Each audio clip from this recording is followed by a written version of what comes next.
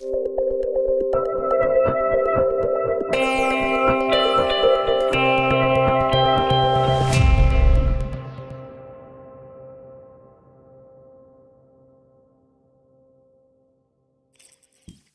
it's good to have you on, finally. Good to be here. Good to be here. So, interesting career change. Politics to radio show. Well, I was in, we started? Yeah, we're rolling. I was in the radio business years ago. I put my first built and put my first radio station on the air July 20th, 1987. WWAX AM 750 in Oliphant. No kidding. So I've had a long history. I sold my last radio station in November of 2007. Okay. So I was in the radio business for a long time. I'd have a show here and there. Yeah. But between running the stations and running a law practice, and I was always involved in other businesses, I was not able to consistently do a show. I wish now that I did. Yeah, right. Because I see that it can actually have an impact and could help people and help the causes that I believe in and the ideology I believe in. But it is good. And it's the way I arrived at it is my family had asked me to avoid doing any kind of media when I initially got out of prison. So out of deference to them, I refused all interview requests and so forth. And I tried to get another job. And each time I would get a job, the people who were in charge of the home confinement said, you can't do that. It wouldn't fit in with the home confinement status. They would not let me work for myself. And as I told them, I said, this may sound silly to you. I never had a job. I always worked for myself since I was out of school. And so I couldn't do that. I couldn't work for my family. The jobs that I brought them, which were sales and management jobs and sales management jobs, they said, you can't do that. So I tried to student teach because I had done that in college. Not student teach, substitute teach. And the Kelly Services does most of the substitute teacher jobs and placements. And I think when they found out who I was, they figured they would get, the newspaper or whatever, giving them a hard time that I was teaching after coming out of prison. And they said, yeah, this is not going to work out. So I couldn't do that. So well, that's crazy. I mean, what about life experiences and stuff? Well, and I had an education minor way back when. So I couldn't teach. I couldn't do sales. I couldn't do management. I couldn't work for myself, and I couldn't work for my family. So I went down for an interview. I finally said, a couple of people were interested in me doing media. So I went down for an interview, and that discussion led to the possibility of doing a job. And then they offered me a position and I took it. Yeah. But so I guess it was because I couldn't be employed elsewhere. That doesn't, I don't know. that doesn't make a lot of sense, but whatever. That's the way they do it. The government doesn't make a lot of sense in most things they do. So radio show, law practice, what made you want to do the politic thing? I always thought that, when I first ran for real, I'd run for Congress in 1988 as a Democrat. And that campaign was more to prevent a disciple of a guy called Lyndon LaRouche from winning the Democrat nomination. It turned out I was more conservative than Joe McDade, even though I was the Democrat. But I had done that for a particular reason. And then when that was done, that was done. So I just looked at the state of the county, much as you did years later. And so things are not being run right. They're being run based on all politics. Mm-hmm. And Ray Alberigi was retiring. And I knew it was going to get worse. And I decided to run. And so a little optimistic that you were going to get in and that's kind of how I thought. I'm going to get in here and I'm going to make some good changes and do some good things. Well, they came up with the thing about the county commissioner that is that if you're a majority commissioner, you can do a lot of things, big things, and important things very quickly. Mm-hmm. As long as the partner with you, and AJ Munchak was the ideal partner, as long as the partner with you is in on making these things happen. Right. So my thoughts on the job were exactly what we were able to do, because the county, when we came in 2003, I had been the minority commissioner. We were on a cash accounting basis, which is beyond insane. We were literally insolvent. Like when AJ took office in 2004, we hadn't paid a bill in 7 months. We had well over $20 million in unpaid obligations. And the tax base at that time was only $32 million a year. So we were nearly 100%, because there were other obligations like the pension and so forth. We were nearly 100% of our annual real estate tax revenue in the hole, just on unpaid bills. There was also a structural deficit of about $10 million a year. Just for example, Joe Corcoran had proposed a budget of $93 million for 2004. They had spent $110 million the year before. So it was that kind of shenanigans going on. The county was just insolvent. They were broke. The stadium was losing millions. Montage was losing millions. The recycling center was losing nearly $1 million just itself. This is annually. Children and youth was a fiasco, $3 and $4 million over budget every year. So we came into a situation that was even beyond my knowledge as minority commissioner, because we were on cash accounting basis. Mm-hmm. All you had to do in cash accounting was hide the bill, and it didn't show up on the books. Sure. And that's what they were doing. They were playing a Ponzi game with county finances. So all right. Well, we're going to get in. I want to talk about our budget a little bit, but so you get in become the majority commissioner.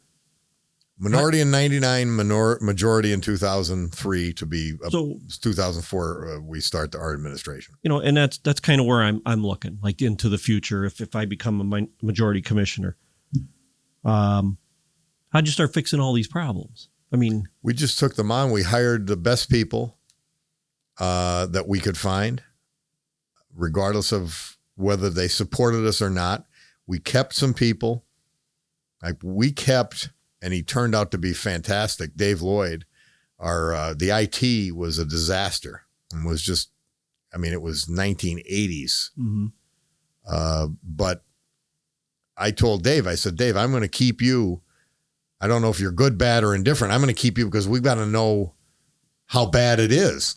So we've got to keep you. And we kept him. And he turned out to be a star. He just had handcuffs. He was stifled. And there was no investment, and it wasn't a priority, and everything had lagged behind. And people like that, we kept. And to a person, they did a great job. And we brought in one of the things we did that I thought was important, and we didn't do it by a quota or anything else, but half of our cabinet level positions, including our solicitor for the first time in history, were women. Mm-hmm. So we opened it up to a whole new talent pool that had never been touched.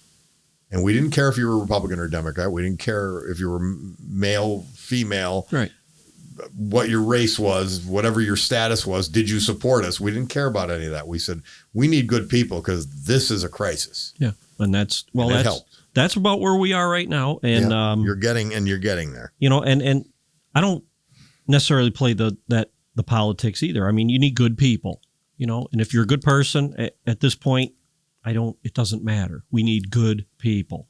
The departments now are very short-staffed.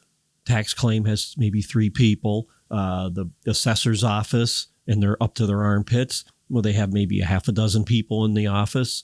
You name the department, they're short staffed, and it's overwhelming. And well, I don't have a problem with short staffing in government. Well, no, but I think you got to figure out systems. You do. I made the mistake, and it's a clear mistake.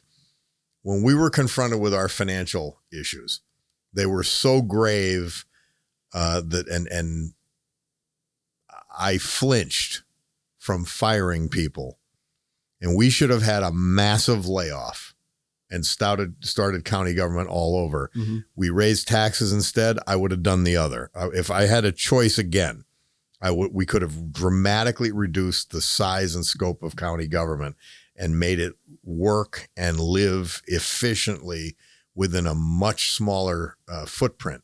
Yep.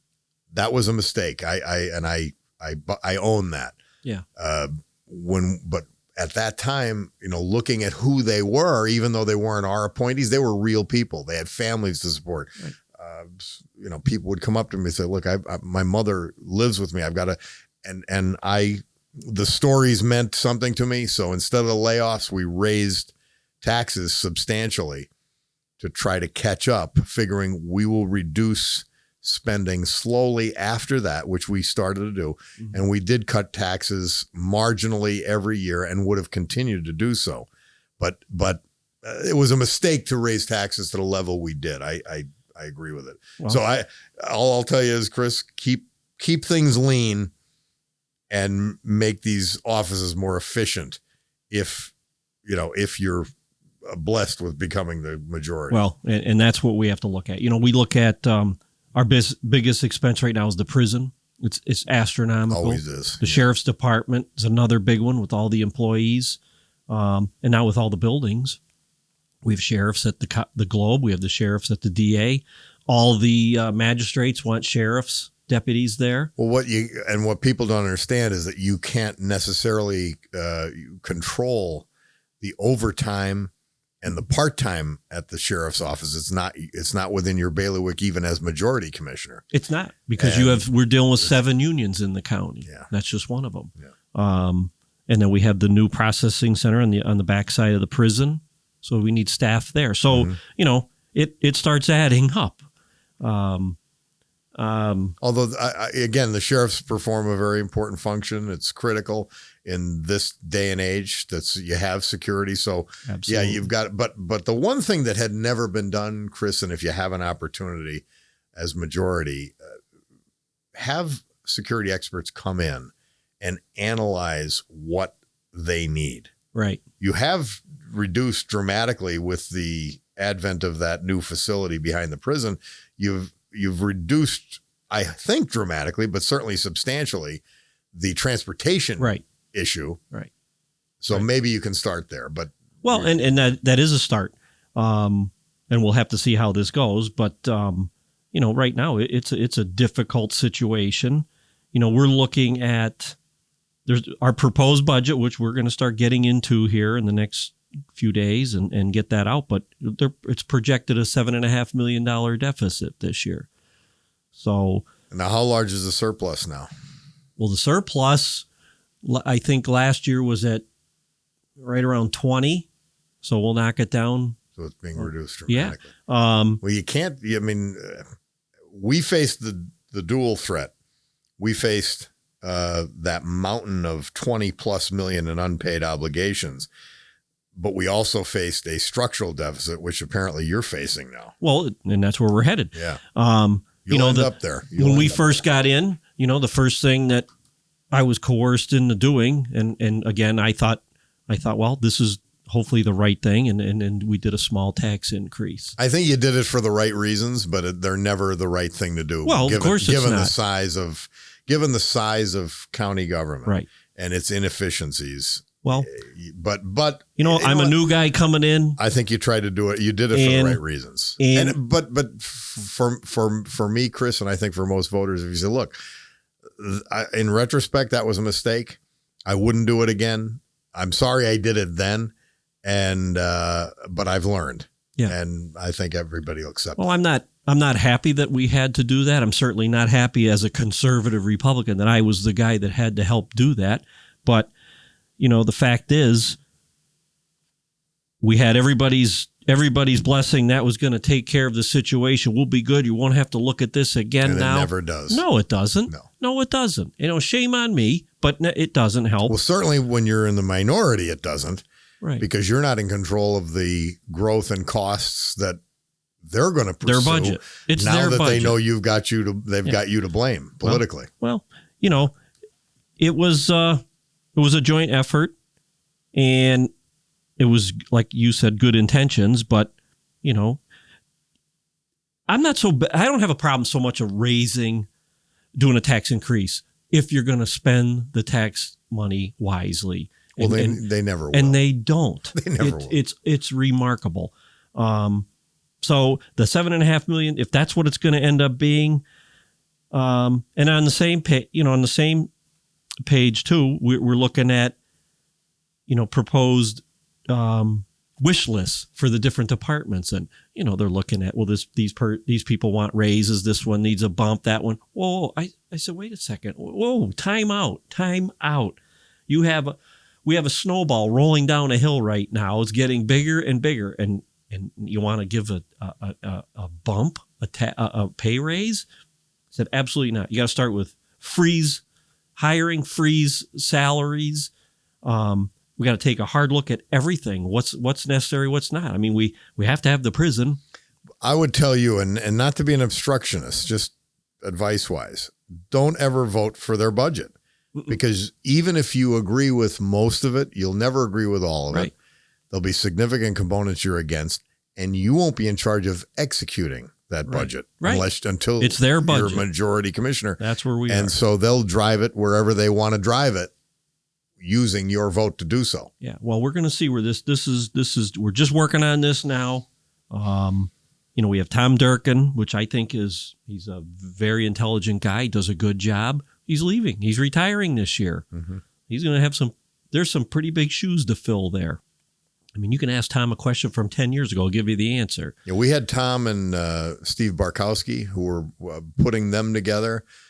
We added more firepower in that office and revenue and finance, and it was very important to us being able to get back to a level of financial integrity. Those people, the numbers guys, the people that understand where all the expenditures are happening, where they should be happening and where they shouldn't, are critical. I guess my biggest question, or first question, was the other day at our first budget meeting was, Tom, how can we balance this budget? He said, nope.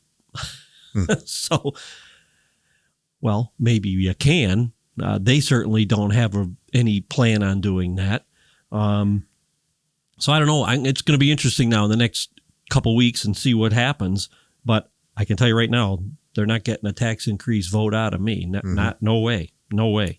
And then comes up, they tried to slide something through quietly, the $5 vehicle registration fee. And when I called them out on that, it's like, it's only $5. Why even worried about it? It's $5. Well, we saw what happened in Luzerne County when they did it. People went crazy. Yeah. It's $5. If you have 4 cars, it's $20. And then what's it going to be next year or the following year? It's as soon as it's established, it will be increased. It's there, right? So now Luzerne County, I think, is pulling that now, so not going to have that anymore. They're going to pull the $5. But the other part and the other component of it, from what I've been following, is that there is matching money from the state up to $2 million. But how long does the matching money continue for? Right. If it's only a 1-year, one-shot deal, well, just as an option, and I don't think you should vote for it under any circumstances, but ask them to sunset it. As soon as the matching money's gone, it's sunset. It's over. Done. Right. Well, my question was not so much that. We're going to fix the bridge once. Well, but the $2 million that's earmarked for Lackawanna County, the match, well, that's our taxpayers' money anyway. Correct. Well, if they have $2 million, Well, give it to us. Right. Why do we have to charge everybody another $5 just to get it? You're not getting anything sensible out of this governor. Well. So that's where I'm faced with that. It's just starting to hit the fan now. People are it's the word's getting out, and they're going to go crazy. They're going to go crazy. Well, it needs to be opposed because anybody who understands or has watched government will know that as soon as it's passed, it will be increased. Right. Right. It's a guarantee. Right. It's going to happen. So you can't look at it as a one-time $5 tax and everybody contributes and we fix our bridge. Yeah. It will be there forever. It's going to be there. Unless you automatically sunset it within the legislation that passes it. Right. And then it has to end because otherwise it'll just be $5. Then 10 years from now, it'll be $50 and it will be spent on general revenue, general budgetary items, and it'll never end. Right. Well, we have a lot of bridges in disrepair. People don't realize that. That is a big responsibility. It is. And our guys, Larry Lukasik up at Roads and Bridges does a good job in identifying the bridges, and he puts them. Look at he puts them on the list. Mm-hmm. We'll get to them. Like he does the worst ones first, and they try to do a few a year or whatever the number could be. Some cost more than others. Well, the last significant investment in roads and bridges in Lackawanna County, specifically looking at bridges, was done after an inordinately long time. When we were in office, we went out and borrowed a lot of money and we invested it into bridges. So that's 15, 16 years ago. Mm-hmm. Yeah. I'm sorry, about 15 or 16 years ago. It's time. There's no avoiding it. No. The life expectancy on those bridges now, especially with the brine and stuff that they spray, it eats those bridges right up. So it's, I don't know what the answer is. I really don't. And you have a detour.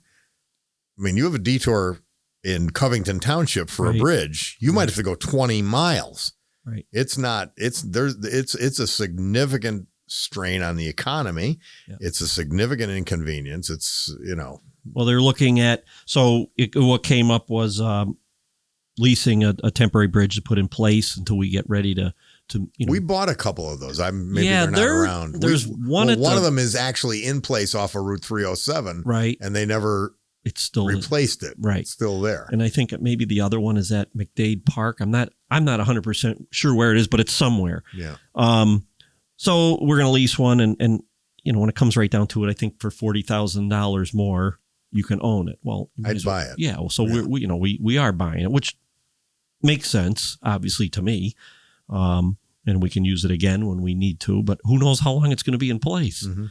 So, but for $1 million, you can't, it costs over $1 million to do a little bridge, let alone some of these big spans. So, this fee, it's going to generate, I think they estimate about $850,000 plus then the state will match. Well, it's not going to fix a lot of bridges, and you still have roads that have issues. We have 35 miles of road. You'd swear we had thousands of miles of road here in Lackawanna County that we need to maintain. It's 35. I don't know. So to me, it's just you're nickel and diming people to death. That's what it's coming down to. So, and eventually you won't be nickel and diming them. You'll be dollaring them to death. Yeah, but for that tax will go up. For Debbie to look over at me at a commissioner's meeting and say, you're an idiot. Why don't you? It's only $5. No, I'm not an idiot. And no, it's $5. And it's never going to stay there. Well, that's reality. It's frustrating. It's frustrating. Some days, and you remember, as a minority commissioner, some days you could run and put your head right through the wall. And I go to work every day. I go to work 7:30 in the morning. I'm there. I'm sure you're the only one, too. Well, I'm there. Although Brian Jeffers is running the county now, and he was always a political operative, and he's not the right guy to run the county. And he's running it. The commissioners are not. That's what I'm observing. That's what I'm hearing. And I don't think that's helpful to anybody. Well, it's somebody difficult. that's totally political. Yep. Doesn't have executive experience, should not be there. No. And I think some days, and Brian's a tough cookie, and I get along with him. He's a badass. I mean, he's tough. He's very political. And he doesn't take political all the time. Doesn't take crap from anyone. He's all political all the time. Yep. And he makes a lot of the decisions. I agree. And I don't care who you are. He'll tell you. That's it. Mm-hmm. So it's tough. It's tough. He did. I'll give him the credit where credit's due. When the pandemic hit, we had to close buildings and do this and do that. I mean, he was Johnny on the spot. Mm-hmm. He helped. He did do a good job there, but that's just because when he comes in, he's like a wrecking ball. So you gotta, everybody did what he said. But like I said, I come in early. I know everyone from the maintenance, the sheriff's people. I know them all, and I like it that way. They have a question, they come and see me. When I get to my office, it's nice. I can make my phone calls, return calls, or whoever I need to talk to. But I have no authority. Some days I was like, what are you doing? Like, why am I coming in so early? Why? Well, I will tell you this, and I had felt the same, roughly speaking, about my time as minority commissioner. At the same time, I knew that I was very well prepared when I became majority commissioner. Mm-hmm. Now, the 4 years that I was minority, they ran the county into the ground. That was the problem. So we had a much, much bigger hole than I would have had we won when Ray Albrigi left, because things were in relatively good order. But at the same time, I knew everything that could be done and all the possibilities, and so will you. Your experience and understanding of what can be done, what is possible, what you can execute on, who the good people are that you would retain, all those things are going to be a great benefit to you if you become majority. I agree with you. And I will say we have some very good people at the county and some hardworking people. I mean, they dedicate their lives to their mission. But I think I'm going to be, if this happens and I do become a majority commissioner, we're going to be in the same boat. I can see it coming. Correct. We're going to be in the same boat. And that's what I told Tom at Durkin at the meeting the other day. I said, I'm not worried about 22. I'm not worried about 23. We'll get through it. I'm worried about the next group of commissioners coming in. You can't face a structural deficit and without major revamping, you cannot. It'll eventually drain that surplus. It's going to drain it in a couple of years. Oh yeah. And now you're still left with the structural deficit. Well, my goal coming in was to work with these folks, whoever they were going to be. I was hoping that, maybe Mike Giannetta was going to be my partner and we would be the majority, but that didn't happen. But I came in with an open mind. I'm going to work with these folks. I'm not going to play politics. We got to make this work. We got to bring more revenue in, more business in. The sky's the limit here with the developments that are around and the growth in the city that's starting to turn around. Mm-hmm. We can do it. But then the pandemic hit. Well, all the brakes went on. Everybody's scratching their head. Like nobody had the rule book for this one. And, it was survival mode for months and months, a year, right? It still is in many respects. I live downtown and it's deathly quiet. Oh my God. It's not good. But you know what? And I sat quiet. We did what we needed to do. I'm done now. And my goal was not to be the watchdog.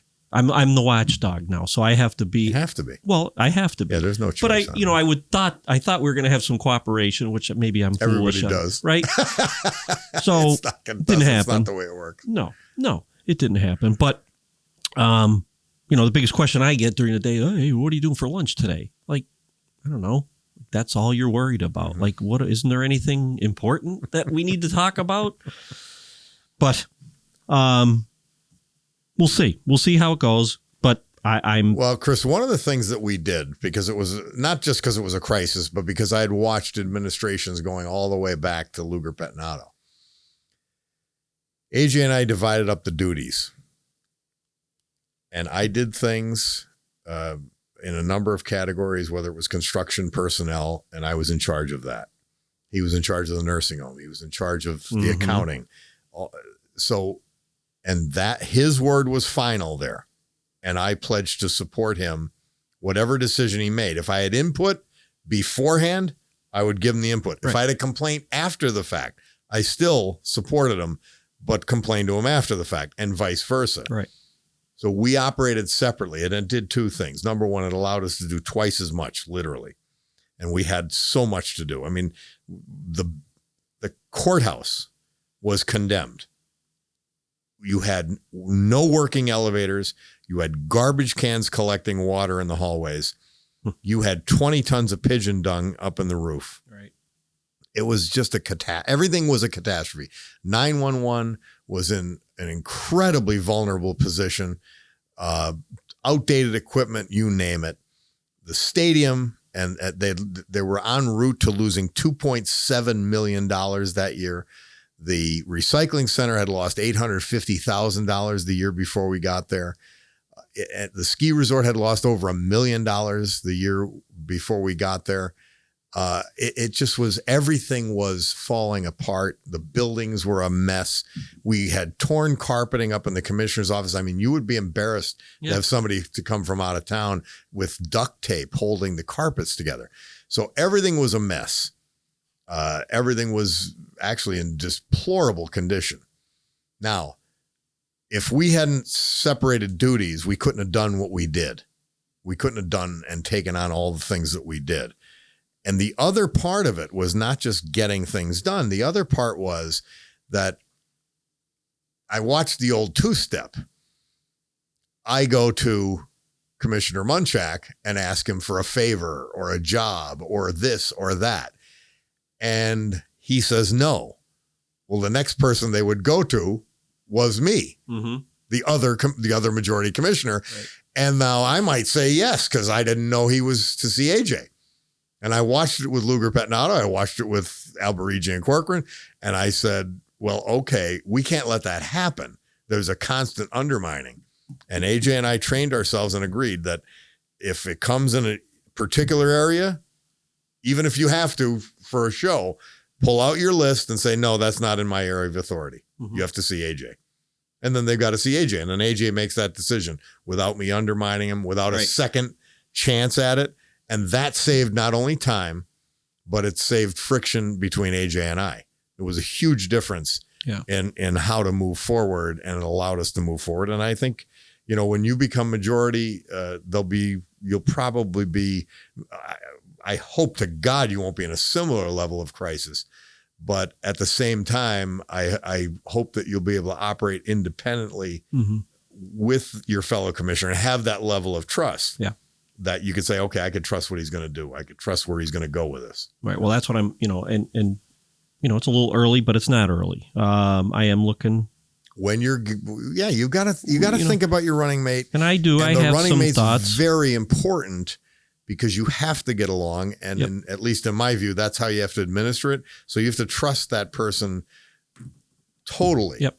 That they have the best interest and that they have your mindset and your thoughts going forward, that you have at least an overall agreement on how to move forward. Right. And that's what, and we will, I'm not going to, and that takes me back to a couple weeks ago where the newspaper put something in, and boy, that really, really frosted me. Use the word, I don't want some political whore. I didn't say that. And they print that right underneath my picture in the paper in quotations. They're not your friend. They've got an agenda. It's left wing. I don't talk like that. Yeah. I don't talk like that.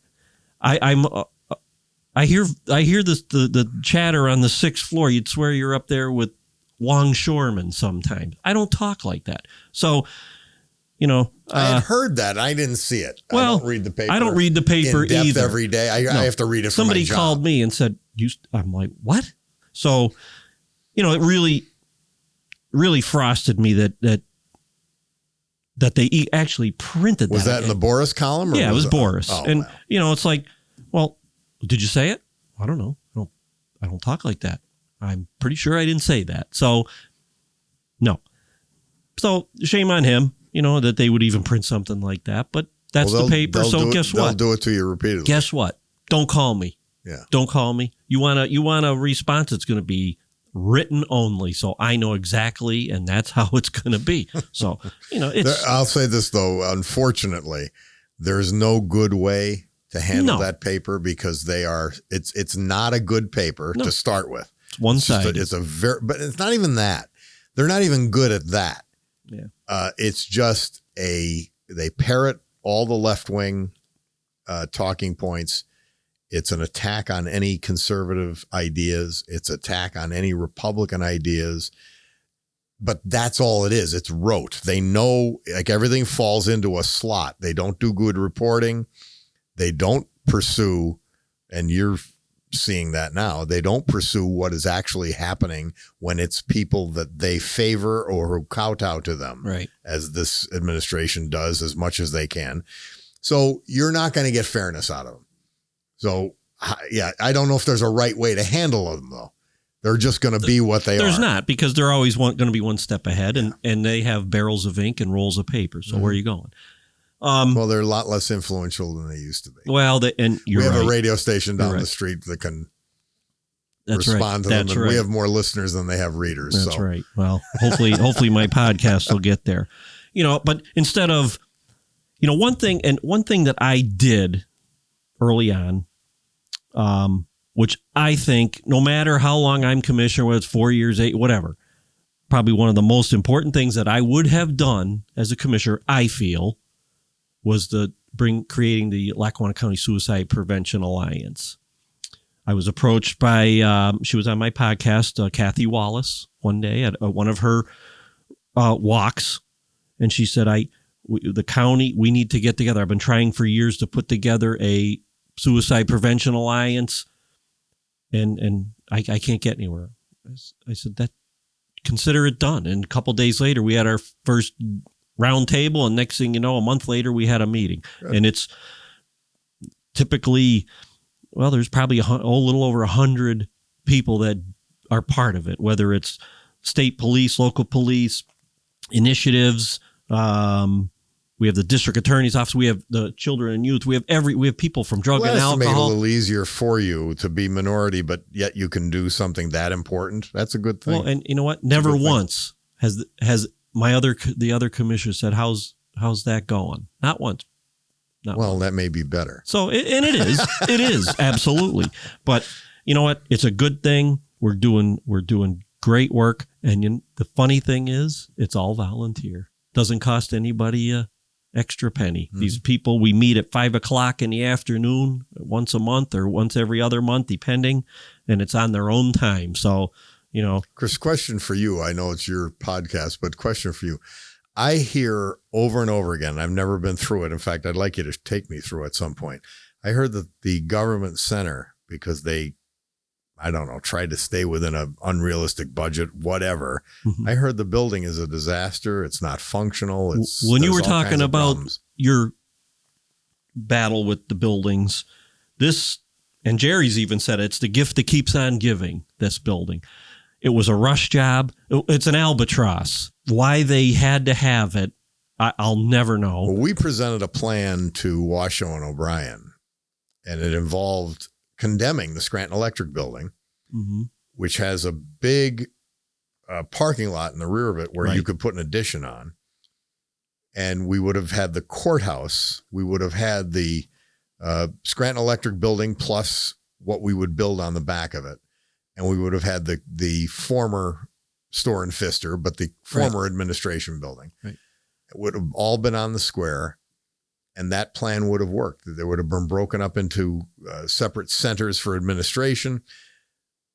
I didn't think the Globe was a bad plan, but it looks like it wasn't executed because they were afraid to go over the budget. I was like, well, you got to do what you have to do what it costs, and realize it's a generational responsibility you have. You do it right, and whatever that number is, and if you can't afford it, don't do it. Right. But if once you're committed to doing it, do it right and be done. And apparently that's going to nickel and dime it's killing us. Yeah. And well, first of all, I think their budget was, I don't know, $17 million. That's what they were going to use. Well, I don't know the exact number because of how they hide. I don't even know how they hid some of this stuff. Tom Durkin, I don't even know if he knows, but I'm sure he does. But they have to be at least $25 million, and they're not done yet. They have old heating system, old air conditioning system. The building's old. The pipes are old. Like you said, a good idea, not a bad idea. Everything at one stop shop. You can go in, take care. Well, how many times you go to the county building to do two things? You go for a marriage license, you go for this, you go for that. And this is something I asked even before I was a commissioner, before it was even open. I said, what if there's a catastrophic fire or flood, pipe breaks and destroys the building? The government shut down everything. You can't have everything in one place. That's ridiculous. So now we have everything in one place. We have an old building. Everything was rushed. The floors are peeling up. There's a lawsuit. They're slowly getting some of the floors replaced to see if they'll be better. The materials look cheap to me, so no wonder. But again, with the HVAC system, old stuff, they're always working on it. It's breaking down. And the list goes on and on. Every time it rains, the water shoots out of the toilet. It's like a geyser. It's like Old Faithful on the first floor. It's remarkable. It's funny, but it's not funny. And God forbid if somebody's sitting on it when it happens. But leaks down the basement, water running all over when the storms come. So what I've heard is accurate. Oh, yeah. Okay. As far as me as a commissioner, I'm there. If I need to see somebody, it's right there. So it's convenient for me. But for the public coming in, first thing is, where do they park? It's a pain in the ass. Yeah. You have to park in a garage, pay for that, park on the street. That's a pain. Nobody knows how to work those new machines.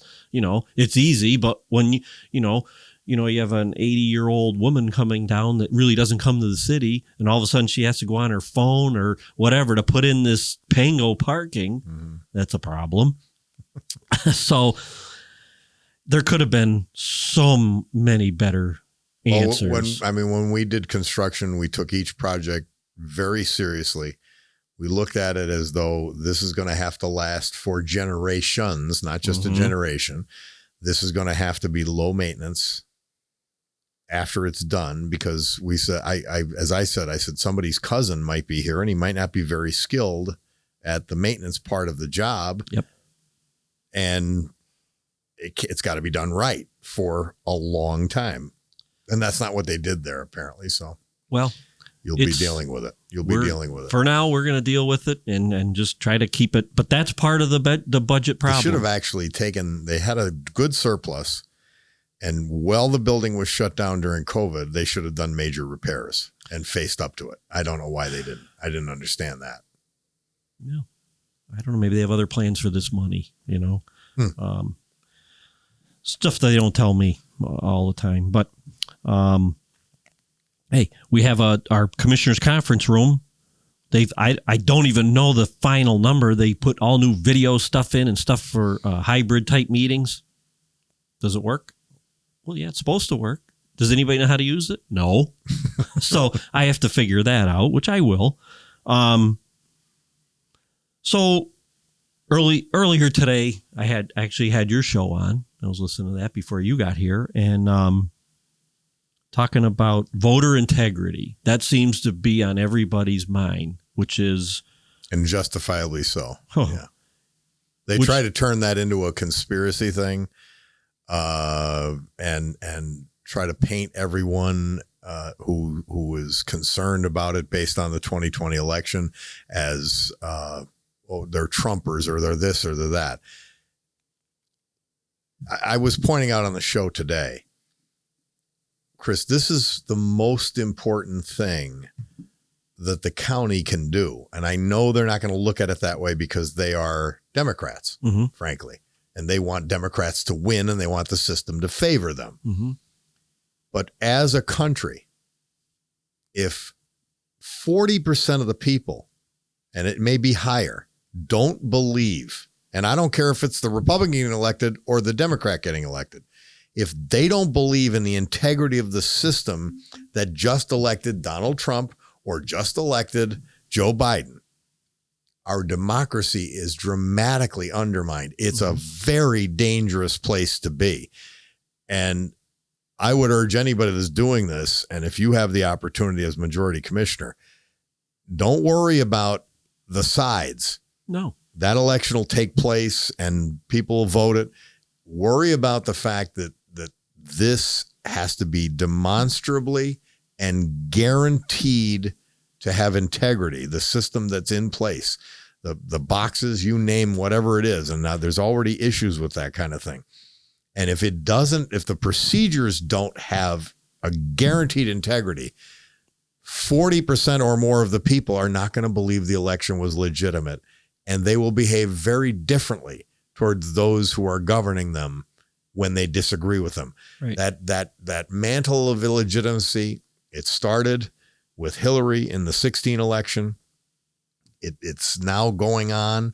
Whether there was integrity, whether there was not in 16, whether there was in 20, whether there was not, the job now is to make sure on a local level, the state level, and nationally that there's integrity and that everybody understands that there's integrity and accepts integrity in the elections.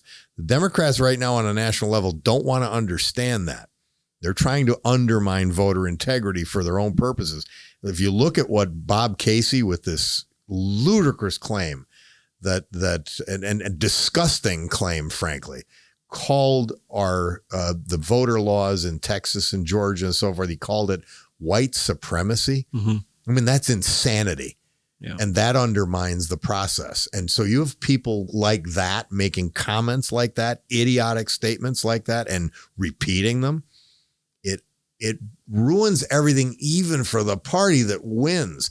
It's almost like, children who want the next, like they want the candy in that jar now. They don't care if they get sick to their stomach as long as they get the candy. That's what we're seeing on a national level, in my view, particularly with the Democrats. Oh. No party or ideology is immune to that. But frankly, the left is devoid of reality. They don't have a grip on reality in their analyses, in their solutions, in their policies, in their agenda. They don't have a grip on reality of human nature, facts, truth, whatever. So, but when you get to election systems, they don't realize that they are ruining it for themselves, as well as, if you have a system, as the Democrats have proposed on a national level, where people can harvest ballots, meaning go around and collect ballots, and you have a system where you never have to use identification. You don't have to vote in the precinct that you live in. I mean, this is the system that they want to propose. All it is a license for voter fraud. And I was saying this on the show today. If you're for a system that allows voter fraud, you want voter fraud, quite clearly. That's what it sounds like. And that's what the system they're looking for is ripe for. But if you have an opportunity on the county level, both in terms of the integrity of the machines you use and integrity of other procedures that you're mandated to have, whether it's drop boxes or whatever, you've got to make sure that there's integrity, because your election will be questioned. That's right. Somebody else's election and your ability to govern will be directly affected by that. The Democrat left does not want to understand that, because they're like children who want what they want right now, which is total dominance permanently. They want to turn the United States with, again, Senator Casey supports this, with District of Columbia and Puerto Rico as states, so that they have permanent control of the Senate They want permanent opportunities for voter fraud and nationalizing of elections so that they're permanently in, like a state like California. How's that going?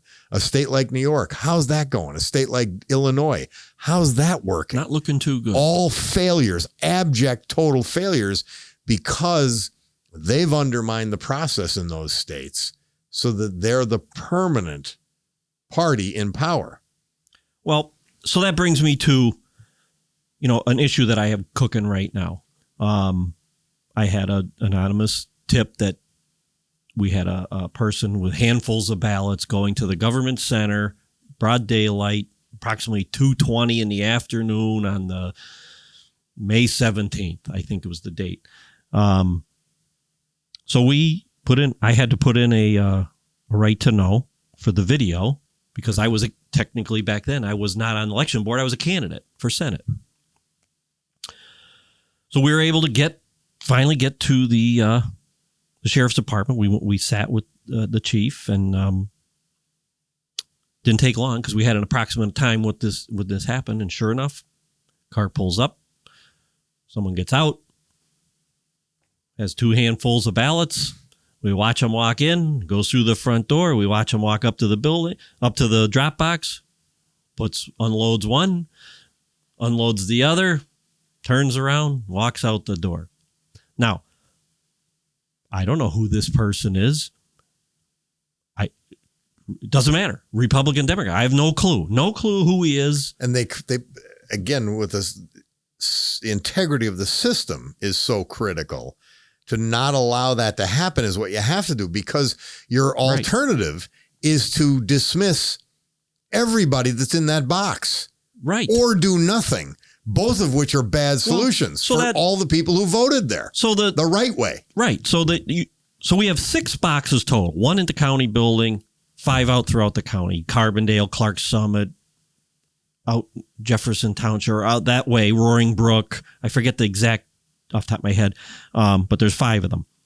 So at Dixon City. So the deal is, they're under video surveillance. When the building's closed, nobody can video surveillance doesn't do any good because it'll only show people stuffing it. Well, that's obviously not enough. But not only that. So I know they stuffed it. But you have to watch it. So if you do the math, 24 hours a day, 7 days a week, for 30 days, you're over 4,000 hours of your viewing pleasure to try to watch and find somebody that's doing that. So it's almost impossible. The sheriff, well, is he going to make time? No, he's not going to spend.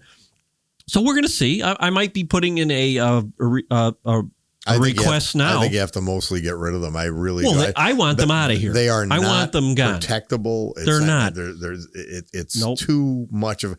And again, remember this. The person who did it right, regardless of their party, they came, they brought their ballot, they dropped it in the box. Husband and wife come, they drop their ballots in the box. Right. Nothing wrong with it. Their ballots are spoiled by the only solution you could have when the stuffing happens, because you're not preventing it if no one's there. It's happening. Now your solution is to throw them all out or have that box be in question in some fashion. Yeah. So the people who did it the right way are screwed. That's right. And that's right. That's what they don't care about. They don't care unless they were losing. Then they'd really care. But our most secure building with the sheriff's on duty right there on the other side of the window. I mean, they can't see everything that goes on every second of every day, but I have to believe I'm one of the only government officials that actually has video proof of this happening. Well, shouldn't that be on the national news? You would think somebody would be interested in that, but we'll see. No, maybe it'll get there. Not this national news. No, but I just don't. My opinion is the boxes need to go. But the comment from one of the other commissioners was, well, they were legally counted. Well, yeah. If you stuff the ballot box, it doesn't matter if they're legally counted. They weren't legally put in there. And the other side of the coin, not only the fact that the people who did it right might get their ballots thrown out because they're in the same box that's infected with this. Yeah. But the other side of it is, if somebody's voting multiple people, the same people, no matter how they voted, their vote counts less. And that argument is seldom made, and it's ignored by the media. It's ignored by the left. I can't see any other, I don't have any other thought or rationale as to why they want things that in place that could be easily manipulated and are subject to fraud, other than that they want the opportunity to commit fraud. I don't see any other option. I don't know. But, the whole thing comes down to integrity. We don't know who filled out the ballot. I mean, you don't know. I don't care if it's signed or not. Maybe the person said, here, I'll give you a carton of cigarettes. Sign this. I'm going to fill it out. Don't worry about it. How do we? I don't know. When people are voting, you know the system. When people are counting votes, they've got thousands, certainly hundreds to count, no matter where they are. They're not comparing signatures very closely. Plus, they're not experts at comparing signatures. The mail-in ballot. I'm conservative. We should have election day unless you have an absentee ballot, which requires a reason for filing it.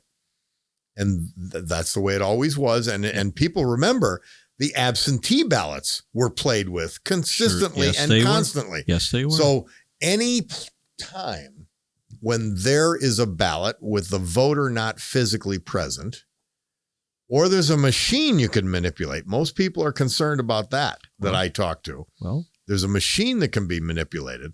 And I think there should be a voter integrity project, not just for the Republican Party, but for both sides, which includes computer experts, so that the software and the hardware are checked before and after each election to make sure that they function properly. And I mean, like right after, like that evening. And that morning, it's absolutely critical. I mean, you hear all kinds of stories. I'm not saying one way or the other. We shouldn't be getting to that discussion because that undermines the democracy. Yep. It undermines the belief in the voting being fair, and undermines everybody that's in government, whoever it is, the Democrats or the Republicans. Now, and I know for a fact, too, because when I did my quick Senate race for that special election, I did a tremendous amount of door knocking. And so many of the doors I knocked on, people said, well, I'm not worried about, I'm not voting because my vote doesn't count. So, they're upset. I said, well, we're never going to get through this if you got to vote. You got to get out and vote. Everybody has to vote. Well, I sort of take an opposite view. I don't mind people who don't vote because they don't do the research. They don't check out who the candidates are. But that's okay. But for the person that doesn't have faith in our system. That's right. There's a separate category that's there. Different. That's what I'm talking about. I want to vote, but I don't believe it matters, so I'm not going to. Well, just don't and just to go vote party isn't the answer. No, just you should be educated. The voters should be educated. And if you don't take the time to educate yourself, don't worry about not voting. Don't worry about it. It's not a big deal. The people who care to vote are voting. Yep. But for them, you have to have a system that is very hard to penetrate with fraud. If you don't, people won't believe in it. Period. Unfortunately, there's a lot of people out there a lot smarter than me knows how to manipulate our systems, no matter what they are. Voting, cell phones, computer hacks. Mm-hmm. I don't know we're in trouble. We're in trouble. We gotta fix things. I know you guys on your show, you talk a lot about the border every day. You talk about that. I mean, that's not just illegals. That's an invasion. Well, I call them the regressive left. They're not progressives. They're trying to regress us to government control over the individual, government control over our lives. That's regression to like a bad time and a bad place for a lot of citizens around the world. Now, unfortunately, they believe in that, but they also believe, a separate group of them believes in open borders, people in the Biden administration. Joe Biden and his administration are breaking the law by not enforcing the law. And they'd have the votes to increase legal immigration, and they'd have a lot of Republicans would probably do it. I wouldn't necessarily agree with it, depending on how it worked. We need immigration. Absolutely. And see, they're undermining legal immigration with the illegal immigration that they're allowing. They're undermining their entire claim that they care about COVID. They really can't care about COVID if you're letting 1.5 million and probably close to 2 million by the end of the year people come in illegally, unvaccinated and untested. Yeah. You don't care about COVID. Please don't pretend you do. Right. You don't. No, they don't. They don't. And you don't care about the people on the lower end of the economic scale, because their jobs are going to be undermined, and they're going to pay less with the increased competition of these illegal immigrants. So they don't care about the people who are working, poor, and the middle class. It's all phony. They care about their agenda more than they care about people, and their agenda is open borders, no law and order, anti-police. I was just going to say law and order. That we don't have it. It's all. Now I will say this, and we have, as far as I can see, and I look at our two bigger cities, Wilkes-Barre and Scranton. I think that I don't see that our police have been undermined in any significant way here. No. And that's very important. Well, we're lucky, and especially right in now. our boroughs and towns. Yep. We've got cops that are respected. It's understood that they have authority, and they're exercising that authority to keep things in line here. So thank God for that. But to think that disease that we see in Minneapolis, that we see in Chicago, that we see in San Francisco, we see in Los Angeles, St. Louis, Philadelphia, really close to home, where a left-wing district attorney and a left-wing mayor can create absolute chaos for the poorest and most disadvantaged among us. We've got to be constantly on guard. It's just like critical race theory, which I call criminal race theory, because it's a criminal assault on history and truth. Criminal race theory being taught, this gender studies where you choose your gender and all this before you reach puberty.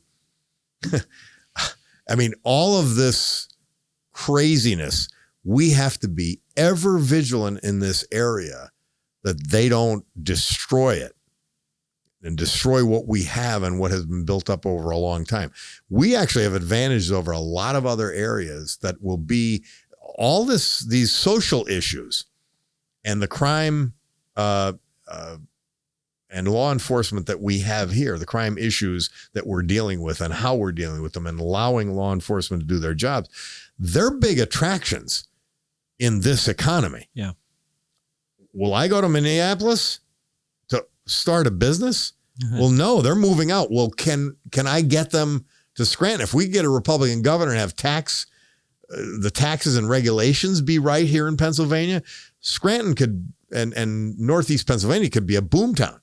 It truly could, as long as we keep normal education with the 3 R's, we keep crime and punishment in order. All those things will be a huge advantage for us over many other areas in the country. It's an advantage that as long as we've got it, we've got to be ever vigilant, because those forces will try to destroy this area also.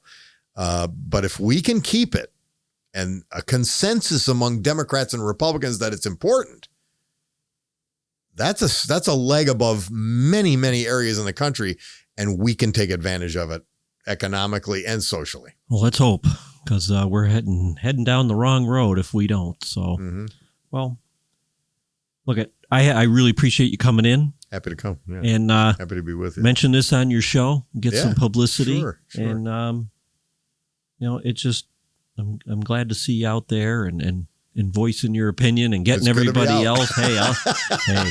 It wasn't good to be in. No. It's good to be out. Well, it's good to have you, but I appreciate it. I really do. And we'll talk to you soon. But more than welcome. I'll see you all the time, and anytime. Look, at any time, and I would invite your opponents or fellow commissioners, if they want to come on and make say something, Mhm. they're going to get contested if I don't think it's accurate. But we just did the Lackawanna County Fair. I've got no, if they're doing something good, Yeah. I have no problem publicizing it. And if it's a non-politician, ideally, that calls that doesn't have to answer for anything, that's okay. That's better, because then we could just focus on the event or whatever they're trying to do. Right. That is good. Right. But you're welcome on any time. Oh, I appreciate that, and I do. I call in as much as I can, and but I will. I'll be on more, and anytime you want to come back on or have any issues, I'd love to talk about it. But All right. so thank you. I get 15 hours a week to talk. Yeah. I'll come anytime you want me You're to, done but talking. I don't need to. No, you're good. No, you're good. But so people tune in. This is a good thing you're doing. This is a smart 12. thing. Your show's 12 to 3 WILK every day. Every day. And my show, we're going to try to start ramping back up now. I took a little hiatus there for a little while, but we'll start back on track here. And it's everybody can tune in on YouTube, so it's all good. But Good stuff. But thank you. Thank you. All right. All right, Chris. Great.